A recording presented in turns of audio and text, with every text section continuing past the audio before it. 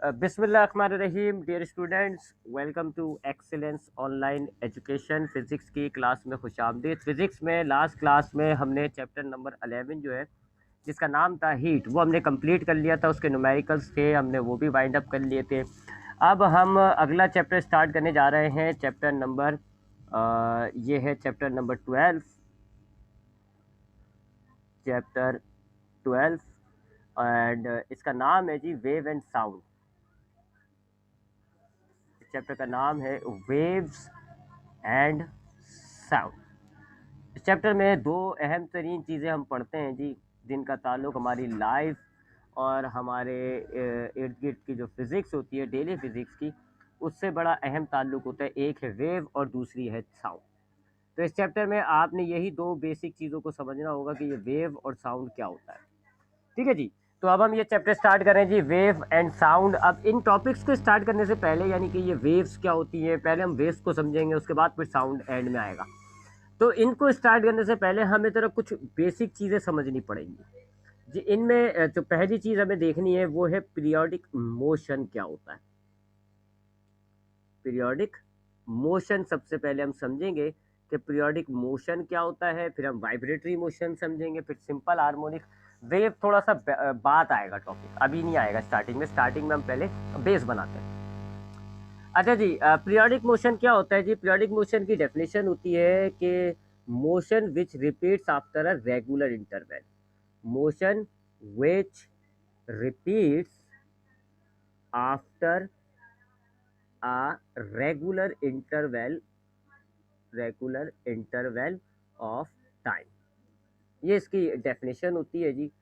Periodic motion क्या होते हैं? हम ऐसे मोशंस को पीरियोडिक मोशन कहते हैं जो एक ख़ास टाइम बाद रिपीट होना शुरू हो जाए। यानी एक ख़ास टाइम होगा, उस टाइम बाद क्या होगा, ये रिपीट हो जाएगा। फिर दोबारा वो ख़ास टाइम हुआ, दोबारा ये रिपीट होना शुरू हो जाएगा। यानी रिपीटिंग मोशन होते हैं ये, और एक ख़ास टाइम बाद रिपीट हो रहे होते हैं। मिसाल के तौर पे अगर हम घड़ी को देखें, तो हमारे पास जो घड़ी होती है, उसका जो मोशन होता है, घड़ी की जो सुइयों का जो हमारी घड़ी में कांटे होते हैं, उनका जो मोशन होता है वो पीरियोडिक होता है। क्यों पीरियोडिक कहा मैंने उसको? क्योंकि एक ख़ास टाइम बाद वो रिपीट हो जाता है। मिसाल के तौर पे अभी आपके पास छोटी सुई जो है वो 2 पर है, और बड़ी सुई जो है वो 12 पर है। 12 घं अब इसका मोशन होगा जी, दोनों सुई मूव करेंगी। हम अगर अपनी सिंप्लिसिटी के लिए एक सुई को ले लेते हैं जी, छोटी सुई को ले लेते हैं। ये है जी छोटी सुई, इस वक़्त आपके पास 2 पर है। क्या होगा जी, ये मोशन में होगी। आप घड़ी देखते हैं जी, ये मोशन में होगी, ऐसे मूव करती रहेगी, मूव करती रहेगी। क्या होगा जी, एक ख़ास टाइम बाद, और वो ख़ास टाइम कितना होता है? 12 घंटे। 12 घंटे। 12 घंटे बाद आप क्या देखोगे? आपकी ये सुई वापस अपनी ओरिजिनल पोज़ीशन पर, ओरिजिनल पॉइंट पर आ जाएगी। 12 घंटे बाद इसने अपना पूरा एक चक्कर कंप्लीट कर लिया, और ये अपने स्टार्टिंग पॉइंट पर आ गई। अब क्या होगा? अब ये अपना मोशन रिपीट करेगा। अब ये वापस जैसे 2 पे आएगी ना, रुकेगी नहीं। अब ये 2 पे दोबारा ये अपने मोशन को रिपीट करना शुरू करेगी, और बिल्कुल उसी टाइम के बाद, यानी फिर दोबारा 12 घंटे बाद इसने अपना एक चक्कर और कंप्लीट कर लिया, और अब दोबारा अपने स्टार्टिंग पोजीशन पे आ जाएगी। तो हम क्या नोट कर रहे हैं कि ये जो घड़ी की सुई का मोशन है, ये रिपीट हो रहा है, एक खास टाइम बाद रिपीट हो रहा है। ऐसे मोशंस को हम कहते हैं पीरियोडिक मोशन, जो एक खास टाइम बाद रिपीट हो रहे होते हैं। पूरा एक चक्कर हो जाता है जी, उसके बाद इसमें जो टाइम लग रहा है ना, इसको हम कह रहे हैं खास टाइम।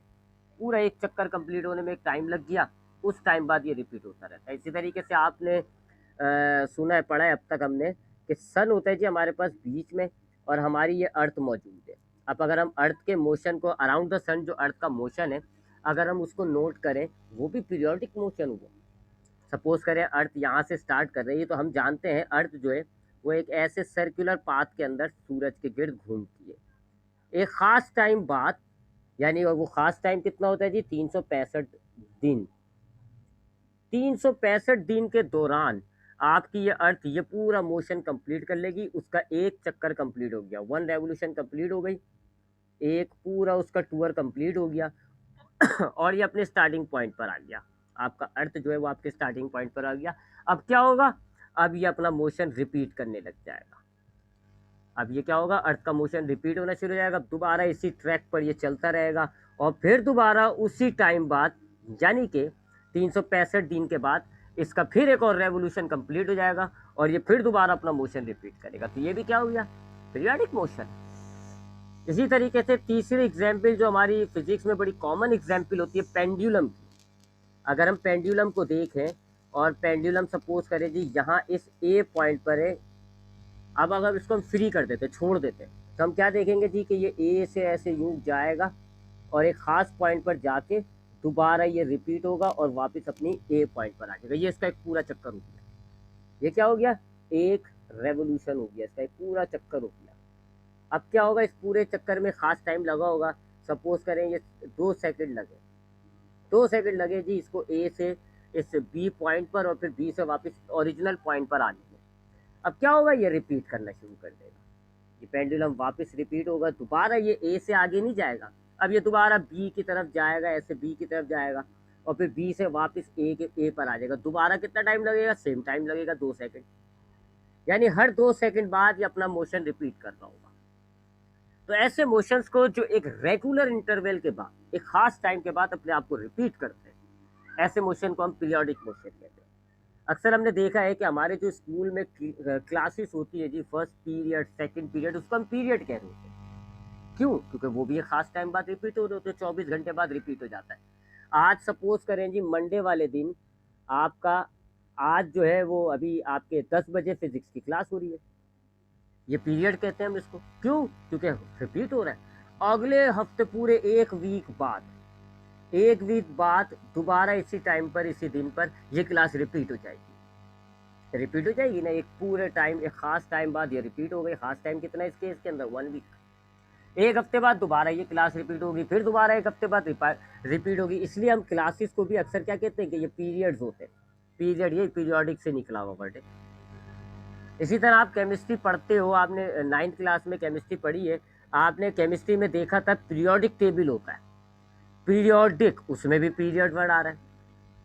तो पीरियोडिक टेबल में क्या खास बात नोट करी थी, एक खास टाइम बाद प्रॉपर्टी रिपीट हो जाती है। हमने देखा है कि हमारे पास जो केमिस्ट्री में पीरियोडिक टेबल होता है उसमें ग्रुप्स होते हैं, 1 2 3 4 5 6 7 और 8 ग्रुप होते हैं। अब हमारे पास यहाँ पर एक एलिमेंट है सोडियम, क्या होगा जी, 7 एलिमेंट्स को छोड़ने के बाद 8वां एलिमेंट जो होगा वो रिपीट हो जाएगा प्रॉपर्टीज के एतबार से। इन दोनों की प्रॉपर्टी सेम होती है।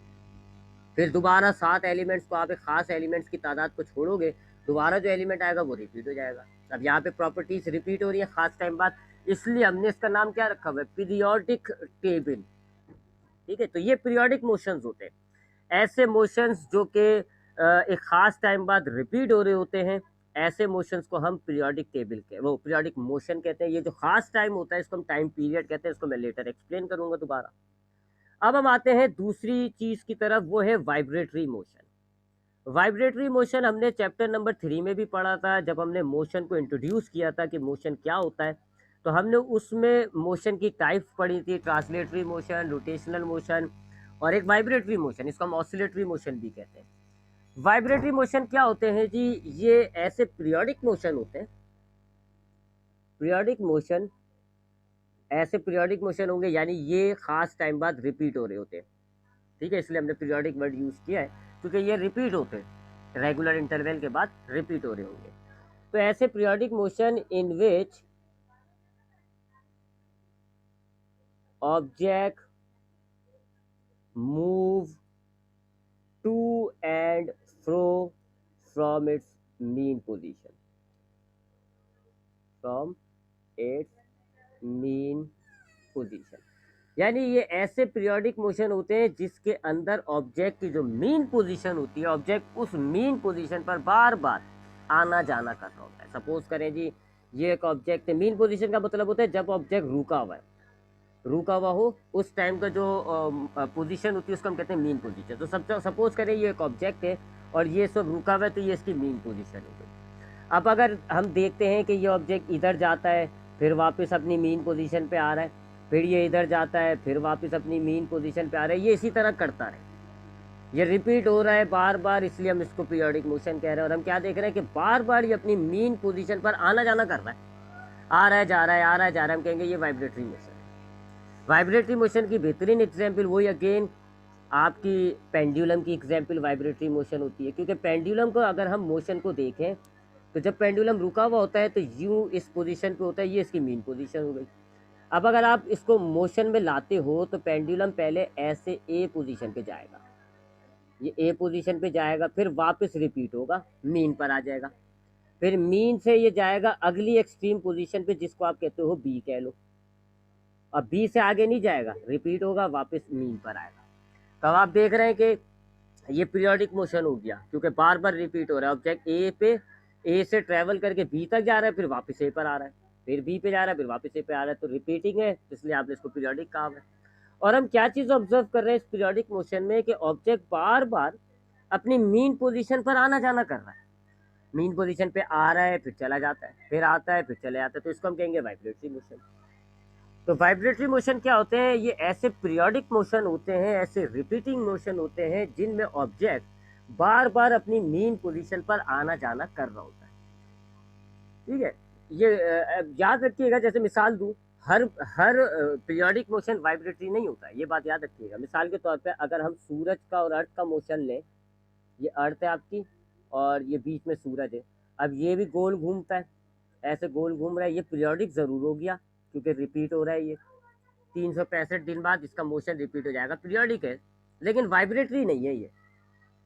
ये वाइब्रेटरी नहीं है क्योंकि ऑब्जेक्ट मीन पोजीशन पर आना जाना नहीं कर रहा, मीन पर आता है और ऐसे निकल जाता है, देखिए एक ही डायरेक्शन में फ्लो हो रहा है। वाइब्रेटरी कब होता है? कि जब आपकी ऑब्जेक्ट अर्थ जो है ऐसे जाती, फिर वापस आपकी मीन पोजीशन पे आती, ये जाना आना, फिर ये चली जाती, फिर वापस आती, ऐसा होता ना आपका अर्थ। तो फिर आप कहते हो कि हाँ जी अर्थ जो है वो वाइब्रेटरी मोशन है, लेकिन ऐसा नहीं हो रहा। अर्थ आपकी मेन पोजीशन से चली जाती है, चली जाती है, रिटर्न नहीं आ रही, वापस रिवर्स नहीं हो रही, तो इसलिए हम अर्थ के मोशन को पीरियोडिक तो कहेंगे, वाइब्रेटरीज नहीं कहेंगे। लिहाजा याद रखिएगा, ज़रूरी नहीं है कि तमाम पीरियोडिक मोशन वाइब्रेटरी हो, ये ज़रूरी नहीं है। हाँ, ये ज़रूरी है कि वाइब्रेटरी मोशन पीरियोडिक ज़रूर होगा, वाइब्रेटरी मोशन रिपीट हो रहा होगा, तो उसको हम कहेंगे कि ये पीरियोडिक होता है। तो ये दो टाइप के हमने मोशन देखे। पीरियोडिक मोशन ऐसे मोशन को कहते हैं जो एक खास टाइम बाद रिपीट हो रहा होता है, और वाइब्रेटरी मोशन कहते हैं ऐसे पीरियोडिक मोशंस को जिनमें ऑब्जेक्ट अपनी मेन पोजीशन पर बार बार आना जाना कर होता है। पेंडुलम इसकी बेहतरीन एग्जाम्पल है। उसके अलावा अगर हम motion under elastic restoring force पैदा करें तो वो भी जो है वो अल्लाह आपका भला करे वाइब्रेटरी मोशन होता है। उसके बाद अब हम तीसरी चीज़ देखने जा रहे हैं, वो है simple harmonic motion. Simple harmonic motion क्या होता है? ये बड़ा काम का टॉपिक होता है जी, ये थोड़ा सा बड़ा भी होगा आपका, इसमें डेरिवेशंस भी हैं। सिंपल हार्मोनिक मोशंस क्या होते हैं? अब ये वाइब्रेटरी मोशन होंगे, ऐसे खास वाइब्रेटरी मोशंस होते हैं, ठीक है।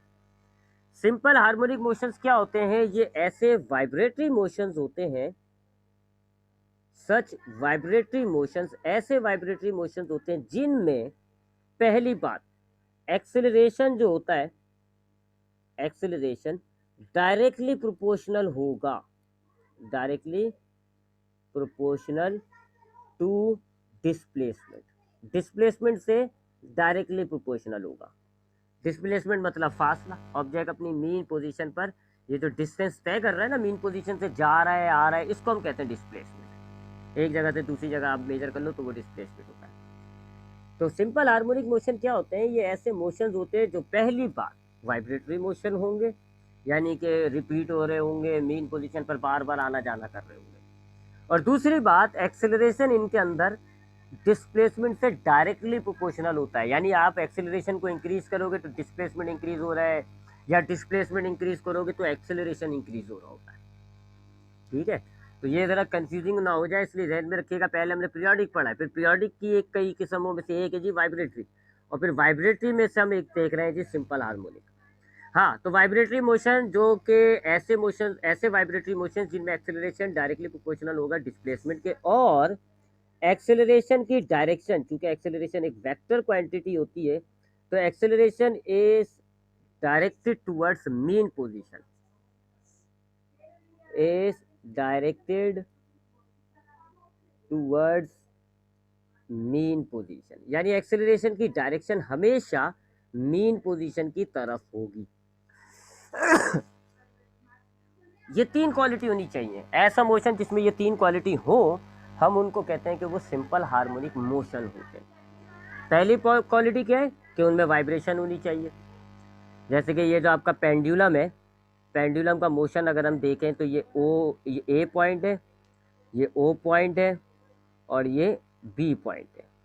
ठीक है जी, ये आपको रिपीट हो रहा होता है, रिपीट हो रहा होता है ना। ये ए पर आएगा तो फिर दोबारा वापस ए पर आ जाएगा, फिर दोबारा वापस ए पर आएगा, तो ये रिपीट हो रहा है, पीरियोडिक हो गया। फिर हम देख रहे हैं कि ऑब्जेक्ट बार बार अपनी इस मीन पोजीशन पर आना जाना कर रहा है, पहले आता है फिर चला जाता है, फिर आता है फिर चला जाता है, तो ये वाइब्रेटरी भी हो गया। इस टाइप के मोशन में जो एक्सेलरेशन पैदा होगा वो डायरेक्टली प्रोपोर्शनल होगा डिस्प्लेसमेंट के, दूसरी बात भी हो जाएगी। और इसकी डायरेक्शन जो एक्सेलरेशन होगा ना, उसकी डायरेक्शन हमेशा मीन की तरफ होगी। यानी अगर इस साइड पर एक्सेलरेशन होगा तो वो ऐसे होगा, और इस साइड पर जो एक्सेलरेशन होगा वो ऐसे होगा, मीन की तरफ। एक्सेलरेशन की डायरेक्शन क्या होगी, मीन की तरफ होगी। तो ये अब हम प्रूफ तो करते हैं, ये अभी हम इसको तो अभी हमने रफली देखा है। तो ऐसे वाइब्रेटरी मोशन जिनमें एक्सेलरेशन डिस्प्लेसमेंट से डायरेक्टली प्रोपोर्शनल होती है और एक्सेलरेशन की डायरेक्शन मीन की तरफ होती है, ऐसे मोशंस को हम कहते हैं सिंपल हार्मोनिक मोशन। इनको मैथमेटिकली हम लिखते कैसे हैं, ऐसे a is directly proportional to minus x. इसमें ये जो ए है ये एक्सेलरेशन है, ए से मुराद एक्सेलरेशन हो गया, और ये जो एक्स है, एक्स से मुराद होता है डिस्प्लेसमेंट, एक्स से मुराद होगा डिस्प्लेसमेंट। जबकि माइनस साइन का मतलब होगा कि एक्सेलरेशन जो है उसकी डायरेक्शन है towards mean, directed towards mean, mean की तरफ इसकी डायरेक्शन है। ठीक है, ऐसे मोशन को हम कहते हैं सिंपल हार्मोनिक मोशन। ये इसकी मैथमेटिकल रिलेशन होती है, a is directly proportional to minus x, यानी ए मतलब एक्सेलरेशन, एक्स मतलब डिस्प्लेसमेंट। तो एक्सेलरेशन डायरेक्टली प्रोपोर्शनल है डिस्प्लेसमेंट के। और माइनस साइन हम क्यों लगाए हुए, क्योंकि एक्सेलरेशन की डायरेक्शन जो है वो मीन की तरफ होगी, सेंटर की तरफ होगी। Let's take an example. इसकी अगर एक रफली सी एग्जांपल मैं दोबारा अगर आपके सामने लूँ, पेंडुलम की ले लेता हूँ। ठीक है जी, पेंडुलम की लेते हैं जी हम। ये ए पॉइंट है, ये बी पॉइंट है, और ये आपके पास आ गया मीन पॉइंट। मीन पॉइंट मतलब ओ। अब हमने एनर्जी वाला चैप्टर पढ़ रखा है, हमने एनर्जी वाला चैप्टर जो है वो पढ़ रखा है। तो हमने एनर्जी में पढ़ा था कि हमारे पास ये जो मीन पोजीशन होती है, ये मीन पोजीशन, ये वाली जो पोजीशन है, इसमें वेलोसिटी मैक्सिमम होती है, वेलोसिटी मैक्सिमम होती है, लिहाजा काइनेटिक एनर्जी इसकी मैक्सिमम होती है यहाँ पर। और पोटेंशियल एनर्जी जो है वो नहीं होती, क्योंकि हाइट ये नहीं है इसके पास, हाइट ये ज़मीन से जुड़ा हुआ है समझ लो। जबकि ये जो एक्सट्रीम पोजीशंस होती हैं ए और बी, यहाँ वेलोसिटी ज़ीरो होती है, यहाँ वेलोसिटी कितनी होती है, ज़ीरो, क्योंकि यहाँ पर आके आपका ये जो ऑब्जेक्ट है ये रुक जाता है। ये तो कॉमन सी बात है, हमने पढ़ा हुआ भी है। तो अगर आप इस मोशन को जहन में दौड़ाएं तो आप देखते होंगे कि जब ऑब्जेक्ट आपका ए और यानी पेंडुलम आपका ए और बी पे आ रहा होता है तो रुक जाता है। वेलोसिटी क्या होती है इसकी, ज़ीरो। ठीक है, वेलोसिटी ज़ीरो होती है ए और बी पर। फिर उसके बाद जब ये नीचे मीन पोजीशन पे आता है तो यहाँ वेलोसिटी मैक्सिमम होती है। अब इसका अगर हम मोशन गौर करें तो होता ये है कि जब आपके पास ऑब्जेक्ट यहाँ पर है ए पर, इसके पास हाइट मौजूद है, एच है इसके पास यहाँ पर। अब क्या होता है जी, ड्यू टू ग्रेविटी ये मूव करेगा, ए से ये जो ओ की तरफ आ रहा है ना, ऐसे मूव कर रहा है, ये मूव हो रहा है ड्यू टू ग्रेविटी। आपको पता है जी, अगर आप हवा में कोई चीज़ रख दो तो फिर अर्थ उसको अट्रैक्ट कर लेता है, जिसको हम ग्रेविटी कहते हैं। वेट की वजह से, वेट फोर्स लगा रहा होता है अर्थ। तो अगर हवा में कोई ऑब्जेक्ट होता है, आप उसको छोड़ दो, फ्री कर दो, क्या होगा, गिर जाएगा वो नीचे की तरफ, क्योंकि अर्थ उसको अट्रैक्ट कर लेता है बाय वेट। तो यही मामला यहाँ हुआ है। जब आपके पास ये बॉब यहाँ था, पेंडुलम यहाँ था, ड्यू टू ग्रेविटी ये मोशन पैदा हुआ है, आपका पेंडुलम नीचे आ रहा है। अब हम जानते हैं कि जब ऑब्जेक्ट नीचे की तरफ, या आपने पढ़ा है मोशन में कि जब ऑब्जेक्ट ऊपर जा रहा होता है तो आपका एक्सेलरेशन जो है वो पॉजिटिव होता है, पॉजिटिव होता है एक्सेलरेशन, और जी लिखते हो आप। और जब आपका ऑब्जेक्ट नीचे आ रहा होता है तो आपका, सॉरी पॉजिटिव कह गया, जब आपका ऑब्जेक्ट ऊपर जा रहा होता है तो माइनस एक्सेलरेशन होता है, और जब हम नीचे आ रहा होता है तो पॉजिटिव एक्सेलरेशन होता है। और एक्सेलरेशन को हम जी से डिनोट करते होते हैं, एक्सेलरेशन ड्यू टू ग्रेविटी। ये तो हमने पढ़ा है मोशन के चैप्टर में। दोबारा आते हैं नीचे की तरफ। हमारा इस वक्त पेंडुलम ए पॉइंट पर है, इस ए पॉइंट पर इसके अंदर वेलोसिटी कितनी है, ज़ीरो, ये रुका हुआ है। हाइट इसकी मौजूद है जी, हाइट इसका मैक्सिमम कह लेते हैं, इसकी हाइट मैक्सिमम है। इसकी वजह से, हाइट की वजह से इसके पास पोटेंशियल एनर्जी होती है, और वेलोसिटी ज़ीरो होने की वजह से इसके पास काइनेटिक एनर्जी नहीं होती, और ये देखा जाए तो रुका हुआ होता है। फिर क्या होता है जी, ड्यू टू ग्रेविटी इस बॉब में मोशन पैदा हो जाता है और आपका ये बॉब नीचे की तरफ आने लग जाता है। हम जानते हैं जब ऑब्जेक्ट नीचे की तरफ आता है तो पॉजिटिव एक्सेलरेशन लग रहा होता है, जिसको हम कहते हैं एक्सेलरेशन ड्यू टू ग्रेविटी। ठीक है जी, यहाँ तक बात हो गई। उसके बाद अब आपका बॉब जो है वो आपका पेंडुलम जो है वो मीन पोजीशन पर आ गया। अब जब मीन पोजीशन पर आता है पॉजिटिव एक्सेलरेशन की वजह से इसके अंदर वेलोसिटी आ जाती है। पॉजिटिव एक्सेलरेशन का मतलब है आपको पता होगा रफ्तार बढ़ना। तो जीरो वेलोसिटी थी, पॉजिटिव एक्सेलरेशन लगा, रफ्तार बढ़ना शुरू हुई, बढ़ते बढ़ते जब ये मीन पर आया कितनी हो गई, मैक्सिमम। पॉजिटिव एक्सेलरेशन की वजह से रफ्तार आपकी बढ़ रही है। ठीक है, और रफ्तार जीरो से स्टार्ट हुई बढ़ना, बढ़ते बढ़ते मैक्सिमम हो गई। अब ओ पॉइंट पर इसके पास मैक्सिमम वेलोसिटी है। अब क्या होगा, ये यहाँ रुकेगा नहीं, ड्यू टू इनर्शिया ये अपना मोशन कंटिन्यू करेगा। ये भी हमने इनर्शिया की प्रॉपर्टी पढ़ी है चैप्टर 4 में। ये इनर्शिया क्या होती है, प्रॉपर्टी होती है एक ऑब्जेक्ट के अंदर जिसके जरिए वो अपने स्टेट को कंटिन्यू रखता है। तो अब चूंकि इसका स्टेट क्या आता है, स्टेट ऑफ मोशन, ये मोशन में है, तो ओ पॉइंट पर यहाँ पर मीन पर ड्यू टू इनर्शिया पेंडुलम अपना मोशन कंटिन्यू रखेगा, और पेंडुलम यहाँ ओ पर आके रुकेगा नहीं, बल्कि ये चलता रहेगा, और अब ये ऐसे ऊपर जा रहा है। अब जब ये ऊपर जा रहा है तो ये भी अगेंस्ट द ग्रेविटी जा रहा है, ड्यू टू ग्रेविटी। अब ये जा रहा है कैसे, against the gravity, against gravity. अब ये आपका पेंडुलम जो है ये जो जा रहा है ओ से ए बी की तरफ, ओ से बी की तरफ, तो अब ये कैसे मूव हो रहा है, ऊपर की तरफ, अगेंस्ट द ग्रेविटी। और इस सिचुएशन में कैसा एक्सेलरेशन लगेगा, माइनस का एक्सेलरेशन लगेगा। ठीक है, ये इसकी पेंडुलम। फिर पेंडुलम आपका जब बी पर जाएगा, माइनस एक्सेलरेशन का मतलब क्या होता है, रफ्तार कम होती है। तो अब आपकी जो मीन पोजीशन पे सारी रफ्तार थी, आहिस्ता आहिस्ता कम होते होते माइनस एक्सेलरेशन की वजह से रफ्तार कम होगी, और बी पे आके रफ्तार क्या हो जाएगी, जीरो। फिर वही ड्यू टू ग्रेविटी ये अब नीचे की तरफ मूव करने लग जाएगा, पॉजिटिव एक्सेल, ये ऐसे ही कंटिन्यू साइकिल रह जाएगी, कंटिन्यू हो जाएगा। तो हुआ क्या, हमारे पास जब पेंडुलम ए पॉइंट पर था, मैं दोबारा रिपीट कर रहा हूँ, जब ए पॉइंट पर था हमारे पास पेंडुलम रुका हुआ है, वेलोसिटी जीरो, हाइट उसकी मैक्सिमम है, हाइट यहाँ इतनी मायने नहीं रखती, आप चाहे तो हाइट को मिटा दें, वेलोसिटी जीरो है। अब क्या होता है जी, अर्थ जो है ऑब्जेक्ट पर फोर्स लगाता है, ड्यू टू ग्रेविटी आपका पेंडुलम मूव करने लगेगा। ऑब्जेक्ट नीचे आ रहा है तो पॉजिटिव एक्सेलरेशन लग रहा है, ओ पर आया तो पॉजिटिव एक्सेलरेशन की वजह से इसने अपनी रफ्तार गेन कर ली, now it has some velocity. अब ड्यू टू इनर्शिया ओ पे ये रुकेगा नहीं, कंटिन्यू करेगा। अब ये जो ओ से बी जा रहा है तो ये अगेंस्ट द ग्रेविटी जा रहा है, अगेंस्ट द ग्रेविटी यानी जब आप ऊपर की तरफ जाते हो तो माइनस एक्सेलरेशन लगता है, माइनस जी हो गया। माइनस जी का मतलब हो गया रफ्तार कम होती जाती है, और रफ्तार कम होते होते होते होते क्या हो गई, रफ्तार जीरो हो गई। अब वो जीरो से फिर वो बी से जो मोशन होगा वो ए वाला हो जाएगा, ड्यू टू ग्रेविटी वगैरह हो जाएगा। अब आपको याद होगा, ये सारी बात तो आई होप क्लियर हो गई होगी। अब आपको याद होगा जी कि हमने ये देखा है कि अगर हमारे पास ये ऑब्जेक्ट, ये है डायरेक्शन ऑफ मोशन, तो हमने देखा है कि अगर पॉजिटिव एक्सेलरेशन होता है इसका मतलब होता है रफ्तार बढ़ रही है, और पॉजिटिव एक्सेलरेशन की डायरेक्शन सेम रखी जाती है। और अगर हम कहते हैं नेगेटिव एक्सेलरेशन तो इसका मतलब होता है रफ्तार कम हो रही है और एक्सेलरेशन की डायरेक्शन अपोजिट ली जाती है। मैंने आपको चैप्टर 4 में कहा भी था, ये इंपॉर्टेंट टर्म्स होती है, बहुत यूज होती है बातें। तो अगर आपका ऑब्जेक्ट ऐसे मूव कर रहा है, पॉजिटिव एक्सेलरेशन है, इसका मतलब है उसकी वेलोसिटी बढ़ेगी और डायरेक्शन क्या होगी, सेम। अगर नेगेटिव एक्सेलरेशन है तो इसका मतलब क्या है, रफ्तार कम होगी और डायरेक्शन जो है वो उल्टी हो जाती है। अब जरा इधर देखिएगा, यहाँ जब आपका पेंडुलम ए से ओ आ रहा था, पॉजिटिव एक्सेलरेशन है, पॉजिटिव एक्सेलरेशन है, तो क्या मतलब होगा, रफ्तार बढ़ेगी। तो देख लो रफ्तार जीरो से कितनी हो गई, मैक्सिमम।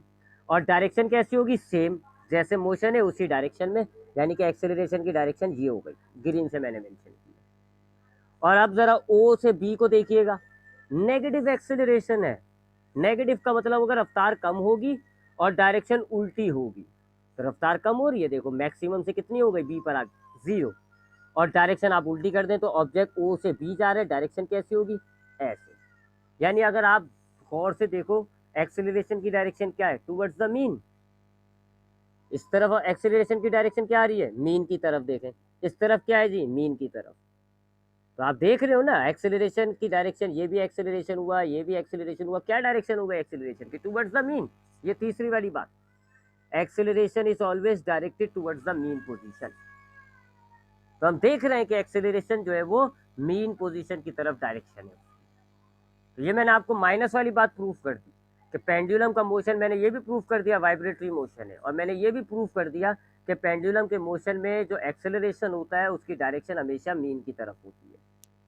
क्यों? क्योंकि आपका जब मीन से एक्सट्रीम से ओ की तरफ आ रहा है, पॉजिटिव एक्सेलरेशन होता है, डायरेक्शन जो है मोशन वाली हो गई। ओ से बी जा रहा है, नेगेटिव एक्सेलरेशन होता है, डायरेक्शन अगेंस्ट द मोशन हो गई, यानी कि दोबारा मीन की तरफ।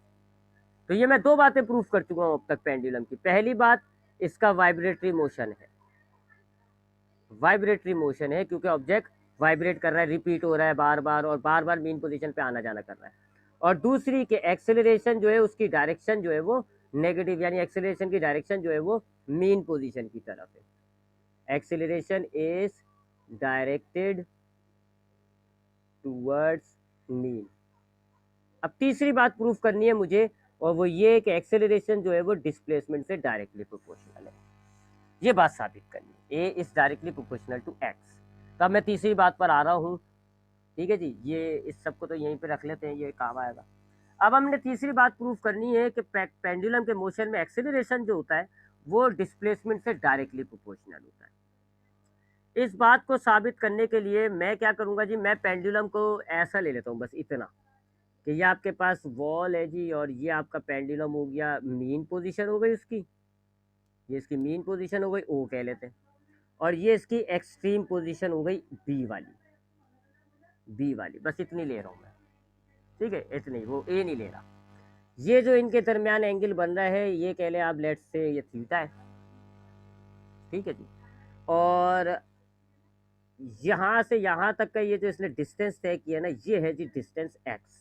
एक्स हम इसको डिनोट करेंगे, ये क्या है, डिस्टेंस, एक्स के नाम से। अच्छा जी, अब हम यहाँ पे जरा इस डायग्राम में बी को थोड़ा बड़ा कर देता हूँ, मुझे लाइन अजीब लग रही है ना, ये ले थोड़ा सा बी बड़ा कर दिया मैंने, ठीक है जी, और ये डिस्टेंस हो गया आपका, यहाँ से लेके यहाँ तक का ये जो फासला है, ये डिस्टेंस है जी एक्स, जिसको हमने साबित करना है कि ये जो एक्स है ये ए से डायरेक्टली प्रोपोर्शनल है। अब यहाँ पर हम जरा बी पॉइंट पर फोर्सेस देखते हैं, फोर्सेस देखते हैं जी। तो हमें पता है जी कि एक तो इसका वेट होगा जो ऐसे नीचे लग रहा होगा, ये हो गया इसका वेट, यानी कि डब्ल्यू।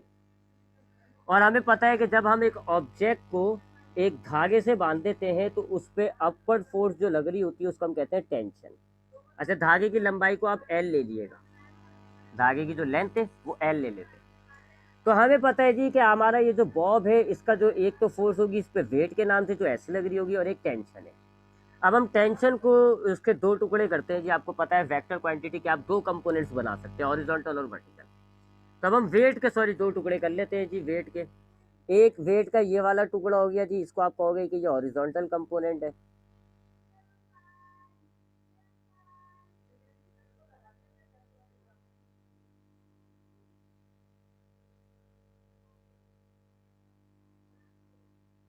और एक आप कहेंगे कि ये ऐसे वर्टिकल कंपोनेंट है, डब्ल्यू वाई हॉरिजॉन्टल, ये इसका वर्टिकल, ठीक है जी।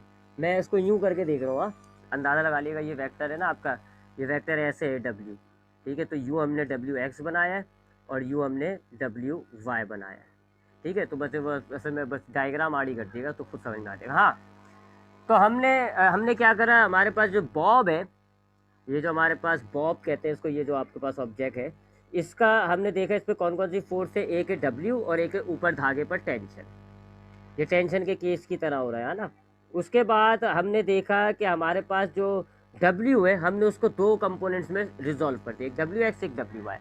अब आपको नज़र आ रहा है साफ के जी, ये जो टेंशन है धागे में मौजूद, ये बैलेंस हो रही है डब्ल्यू एक्स से, ठीक है ना, और बैलेंस का मतलब है एक दूसरे को काट देती है, यानी कि टेंशन आपकी कट रही है किससे, डब्ल्यू एक्स से। बस एक ही फोर्स है आपके पास जिसकी वजह से आपका मोशन पैदा हो रहा है, एक ही फोर्स है, force is equal to W Y.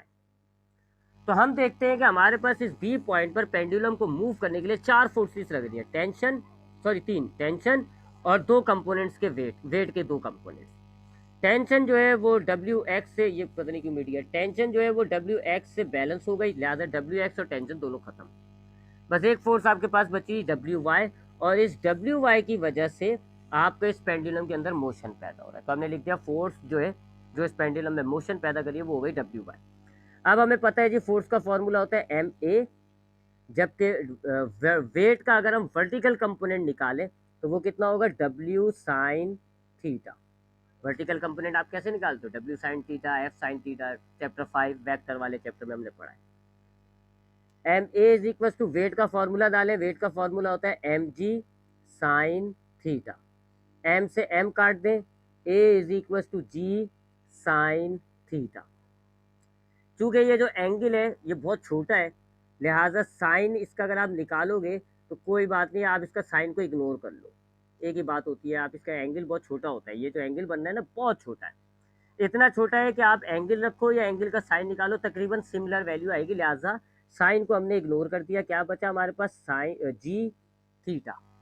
अब ये जो थीटा होता है ये अभी तो आपने खैर हायर क्लासेस में आप देखोगे, अभी इसको आप इस फॉर्मूले को बस आप अभी ऐसे ही देख लो, ये थीटा कैसे निकालते हैं ये हायर क्लासेस में आता है।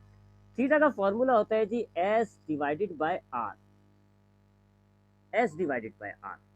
अब एस क्या होता है जी, डिस्टेंस। यहाँ पर डिस्टेंस आपका क्या है जी, किस नाम से डिनोट किया जा रहा है, एक्स के नाम से, लिहाजा एक्स आ गया आपके पास एक्स। जबकि आर होता है रेडियस।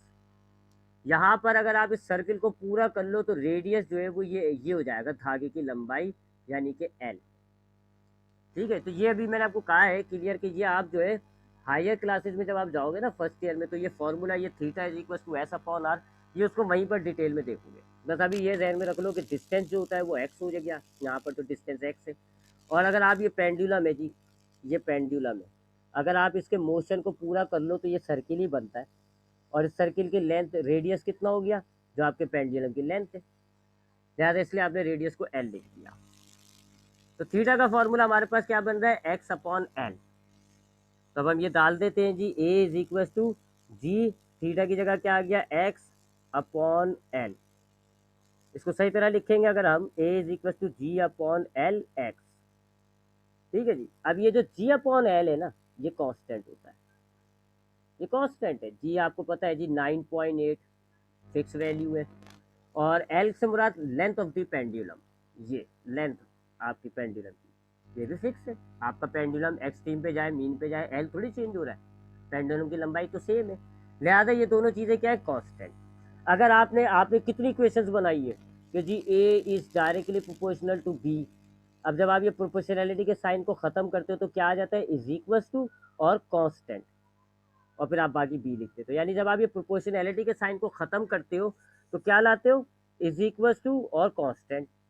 इसी तरह अगर आप उल्टा करो, अगर आप एक इक्वेशन में से इज इक्वल्स टू और कांस्टेंट हटा दें तो फिर क्या साइन आ जाएगा, प्रोपोर्शनैलिटी का। ठीक है, अगर आपके पास एक इक्वेशन है जी ए और बी, इनके दरमियान ये इज इक्वल टू और के है, अगर आपसे कहा जाए इस के और इज इक्वल टू को हटा दो तो फिर आप कौन सा साइन लिखोगे, प्रोपोर्शनैलिटी का। ये तो इजी बात है। लिहाजा अब हम क्या कहते हैं जी, इसको तो मैं मिटा देता हूँ। अब हमारे पास जो इक्वेशन बन रहा है वो क्या बन रहा है, acceleration is equal to ji upon L X, और ये जो जी अपॉन एल है ये कांस्टेंट होता है, पेंडुलम के केस में ये कांस्टेंट होता है, क्योंकि जी का मतलब हो गया 9.8, ये फिक्स है, और एल का मतलब हो गया पेंडुलम की लेंथ, पेंडुलम के मोशन में वो तब्दील नहीं हो रही। लिहाजा अब इस इक्वेशन में से आप जरा कांस्टेंट हटा दो तो क्या हो जाएगा, इज इक्वल टू, और ये दोनों कांस्टेंट आप हटा दो तो a is directly proportional to x. वही वाली बात आ गई, वो आ गई ये वाली, a is directly proportional to x, यानी कि पेंडुलम के मोशन में एक्सेलरेशन जो है वो एक्स से डायरेक्टली प्रोपोर्शनल है। माइनस साइन हम लगा देंगे क्योंकि एक्सेलरेशन की डायरेक्शन मीन की तरफ होती है, जो मैं आपको पहले बता चुका हूँ यहाँ पे। तो ये हमने प्रूफ किया कि पेंडुलम का मोशन जो होता है वो सिंपल हार्मोनिक होता है। तो सिंपल हार्मोनिक क्या होते हैं, ऐसे मोशंस जिनमें वाइब्रेशन होती है, जिनमें एक्सेलरेशन डिस्प्लेसमेंट से डायरेक्टली प्रोपोर्शनल होता है, और जिसमें एक्सेलरेशन की डायरेक्शन मीन की तरफ होती है। ये हमने क्या करा, ये हमने पेंडुलम को एज एन एग्जाम्पल लिया, पेंडुलम के मोशन को, और हमने चेक किया कि क्या पेंडुलम का मोशन सिंपल हार्मोनिक है या नहीं।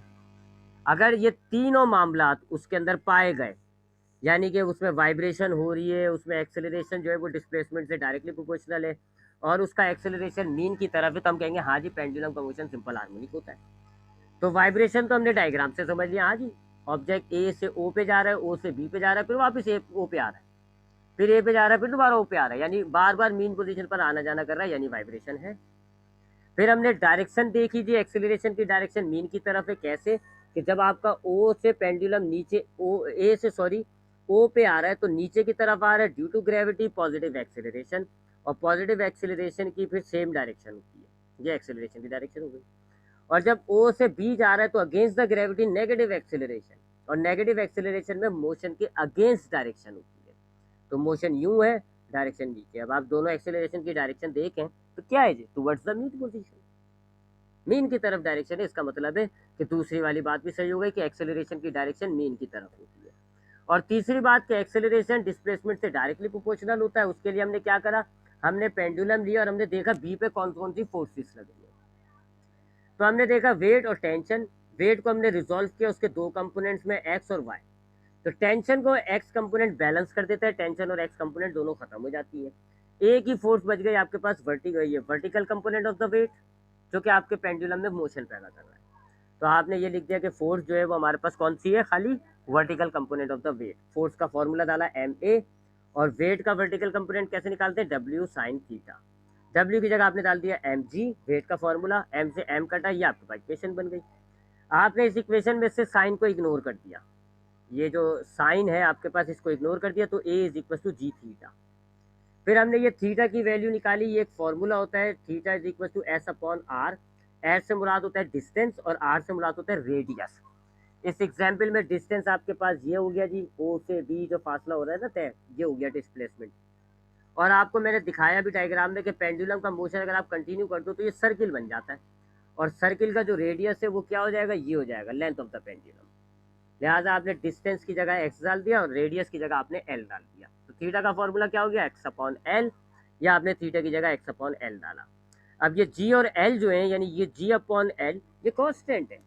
जी की वैल्यू फिक्स 9.8, पेंडुलम के मोशन में लेंथ चेंज नहीं होती, ये फिक्स है।